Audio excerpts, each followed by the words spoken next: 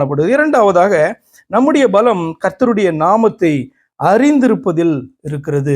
சங்கீதம் 105:3 இப்படி வாசிக்கிறோம், அவருடைய பரிசுத்த நாமத்தை குறித்து மேன்மை பாராட்டுங்கள், கர்த்தரை தேடுகிறவர்களின் இருதயம் மகிழ்வதாக என்று சொல்லி.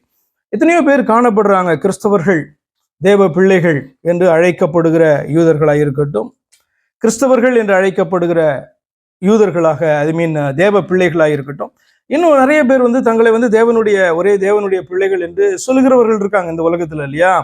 ஆனால் அவருடைய நாமம் என்ன அப்படின்னு சொன்னா ஏதேதோ வளருகிறதா நீங்க பார்ப்பீங்க. ஆக்சுவலா அப்படின்னா ஸ்பெசிஃபிக்கா பர்சனலா அவரை அறியாதவர்களும் ஐடென்டிஃபை பண்ணாதவர்களுமாக அவர்கள் காணப்படுறாங்க. புரியுதா உங்களுக்கு?